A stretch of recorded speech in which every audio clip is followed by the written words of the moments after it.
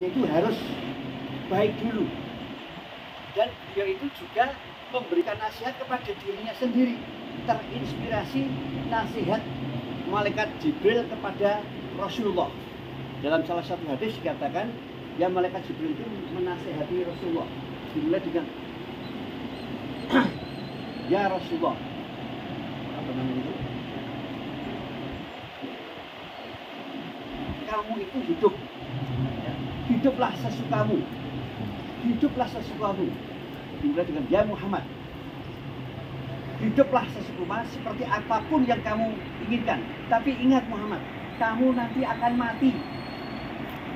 Jadi orang kalau diingatkan mati itu pasti, ya, pasti terus lebih ingat akhirat. Ya, misalnya sebagai contoh, bapak periksa dokter, diperiksa dokter. Kemudian dokternya mengatakan, wah Pak, gawat Pak, sudah telat Bapak ini. Kalau kondisi jantung Bapak seperti ini tuh, besok Bapak itu sudah innalillah Pak. Apa yang Bapak lakukan? Pasti wis berbuncit ora mesti meneh Pak. Wis ora butuh apa-apa wis. Soalnya sesuk arep mati. Nah, seperti itu. Ya, malaikat Jibril mengatakan itu, ya Muhammad, ismasyita fa innaka maitun wa mal masyita fa innaka matsyun. Wahbib masyita fa innaka mufarikuhu. Jadi ingatlah Muhammad, hidup sakarmu, sesukamu, tapi ingat kamu nanti akan mati. Berbuatlah kamu sesukamu, semaumu, mau berbuat apa, tapi ingatlah kamu nanti akan dimintai pertanggungjawaban jawaban atas apa yang kamu lakukan. Sehingga kalau kita itu seperti itu, ya tidak dijadikan pertanggungjawaban, kita pasti berbuat itu ya sesuatu yang baik. Gitu. Yang terakhir, cintailah apapun yang kamu cintai. Kamu mencintai keluarga, mencintai anakmu, mencintai ya harta, mencintai jabatan, pangkat. Tapi ingat, semua yang kamu cintai itu nanti akan kamu tinggalkan kalau kamu itu sudah mati. Kamu tidak membawa apa-apa. Sehingga kalau orang seperti itu bisa istiqomah, Pak. Makanya Ki Hajar Madalan itu menulis di papan tulis di kamar tidurnya. Jadi beliau kalau masuk kamar tidur, istrinya masuk kamar tidurnya, itu dia tulisan. Dimulai kalau tadi ya Muhammad, kali ini ya Dahlan. Beliau sendiri menasihati beliau sendiri dengan dimulai ya Dahlan. Innal haula a'dhamu wal umurul musti'atu amamaka wala budalaka min musyahadati dzalika imma bin najati wa imma bil adabi. Ya Dahlan, qad nasaka fil alami mahtaka Allah wa baina yadayka al maut wal ardi wal hisab wal jannah wa nar. Fa'tamal fima yatika bima baina yadaika ma siwa. Ya Dahlan, lihatlah apa yang ada di depanmu. Fokus lihat. Ya. Dan perhitungkan, pertimbangan apapun yang ada di depanmu itu. Kamu kalau melakukan suatu perbuatan yang baik, kamu akan masuk surga. Kalau kamu melakukan perbuatan yang buruk, kamu akan masuk neraka. Makanya fokus lihat yang ada di depanmu. Lupakanlah yang lain. Yang dimaksud apa yang ada di depan kita itu maut, Pak. Orang kalau ingat mati pasti akan baik, Pak. Jadi orang itu korupsi, ya edan-edanan, yang main zina edan-edanan karena tidak ingat mati, Pak. Kalau ingat mati, makanya dalam salah satu hadis yang juga sering disampaikan oleh Ki Hajar Madalan itu mengatakan akyasunas aktsarhum dzikral lil maut wa satu musta'dadan lahu ulaika humul akyas. Orang yang cerdas itu orang yang ingat mati. Karena orang yang ingat mati itu selalu mencari-cari bekal yang nanti dibawa mati. Nah itulah. Makanya Ki Hajar Madalan itu bisa istiqomah karena seperti itu. Ki Hajar Madalan itu kalau saya melihat itu persis seperti Rasulullah. Yang namanya dakwah itu tidak hanya di dalam masjid. Coba Pak, kalau dakwah itu di dalam masjid, di mimbar masjid, yang mendengarkan siapa? Orang-orang yang sudah baik, Pak. Ya toh? Sing sobo masjid, sing ahli masjid. Orang-orang yang buruk-buruk di luar sana, siapa yang mendakwah? Sehingga dia sebetulnya itu dimanapun dia duduk, dia juga membantu istrinya dagang batik, dimanapun duduk sambil berdakwah. Di kantor kecamatan, di kantor kelurahan, di kantor manapun, di pasar, ya. Meskipun hanya kultum 7 menit, tapi dia itu selalu berdakwah, menyampaikan sesuatu. khususnya ya bagi orang-orang yang tidak pernah ke masjid. Dan dakwahnya itu persis seperti dakwahnya Rasulullah dengan ketelatenan. Saya masih ingat riwayatnya dia Jumadal cerita dari Pekalongan, diikuti sama salah satu ustaz di Pekalongan. Ustaz itu belum Muhammadiyah, ya, tapi terkait dengan apa yang diriwayatkan sama dia Jumadal itu dia diikuti dari belakang tanpa sepengetahuan dia Jumadal. Dia dia juga terlibat, tapi dia perhubungannya melihat saja sampai di stasiun itu jalan di Malioboro diikuti terus. Rumahnya kemana? Loh, kemana masuk masjid? Di masjid sholat. Jadi beliau Jumadal itu selalu sholat safar. Jadi dia sholat pulang itu tidak langsung ke sholat di masjid. Selamatan diikuti terus. Diikuti. Beliau ketemu dengan orang, apa yang dilakukan, apa yang diikuti terus.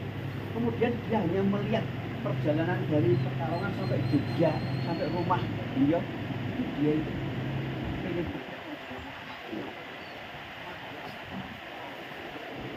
sekarang jarang Pak. Ya, kita itu tidak punya keteladanan yang seperti itu Pak. Semuanya itu mempunyai kepentingan. Makanya yang menarik Pak, yang sangat menarik, kiai belum setelah pada waktu sakit keras, dia tidak merasa tidak bisa kemana-mana lagi. Ini sudah sebentar lagi ajal tiba, dia itu mengundang anak-anaknya, diundang di dekat tempat tidur. Kemudian kiai mengatakan, anak-anak semuanya, Bapak tidak mempunyai warisan apa-apa yang Bapak berikan kepada kalian semuanya. Yang Bapak punyai hanya Muhammadiyah. Saya mohon anak-anak sekalian, hidup-hiduplah Muhammadiyah, jangan mencari hidup di Muhammadiyah. Jadi itu untuk anak-anak ini.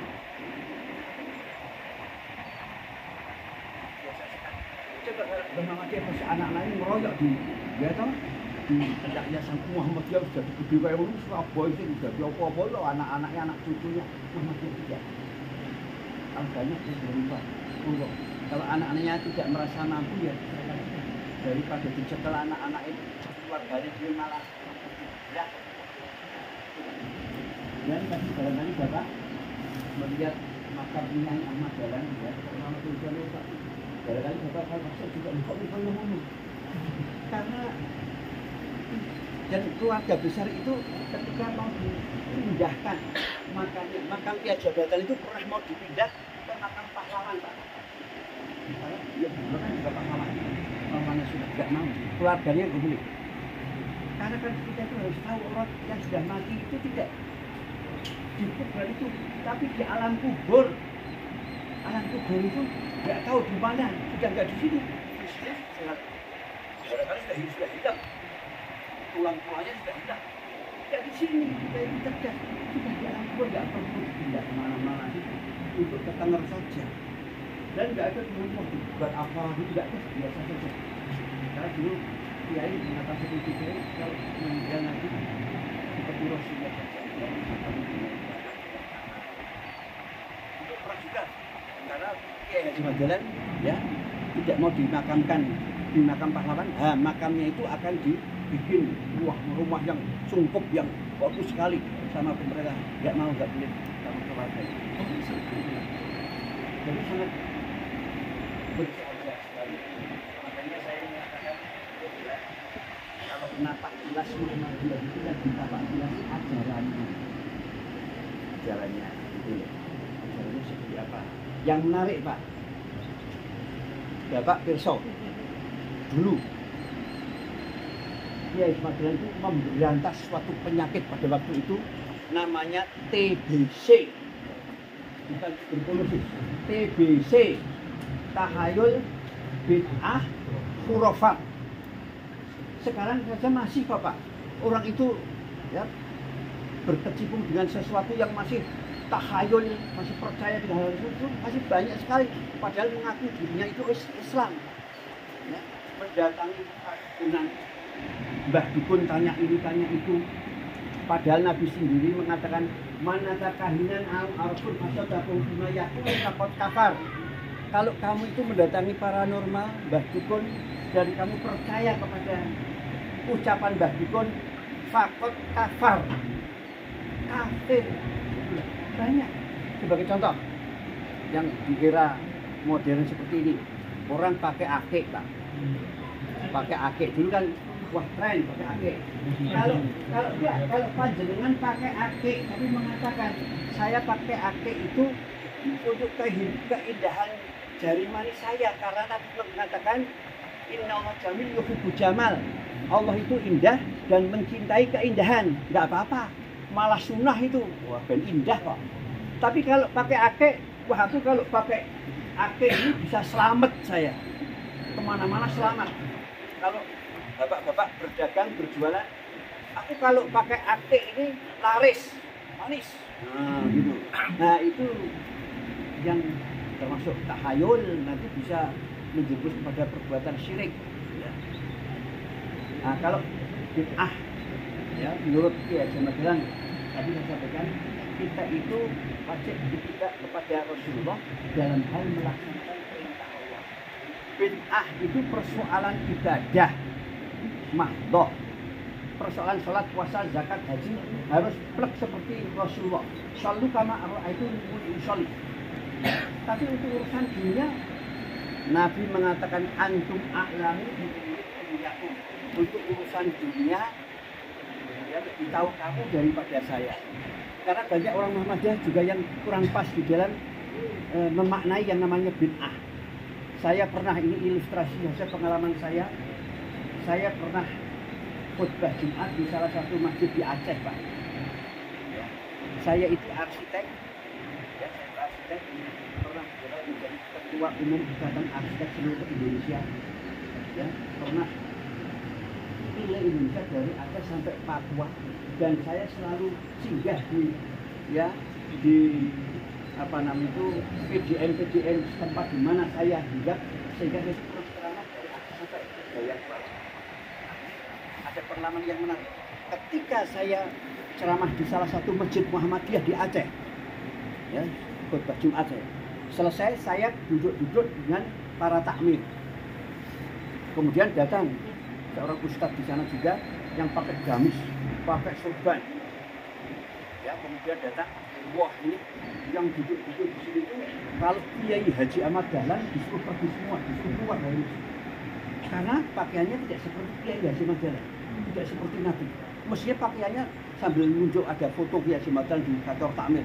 Itu loh, pakaian Kiai Haji Ahmad Dahlan persis saya ini.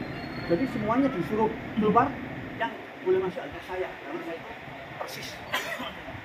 Saya itu berpegang sunnah Rasul seperti Kiai Haji Ahmad Dahlan berpegang kepada sunnah Rasul. Apapun yang dilakukan oleh Rasulullah, saya ikuti. Saya selalu tiba seperti itu. Saya nanya, Pak, yang disakiti apa, Pak? Ini HP. Nah, Nabi tidak pernah pakai HP, Pak. Katanya Bapak berpegang kepada sunnah Rasul, persis plek. Jadi pakai HP. Tadi saya lihat Bapak kesini pakai Vespa, Pak. Pagi Nabi tidak pernah pakai Vespa, Pak. Mestinya Bapak kesini pakai unta. Nah itu.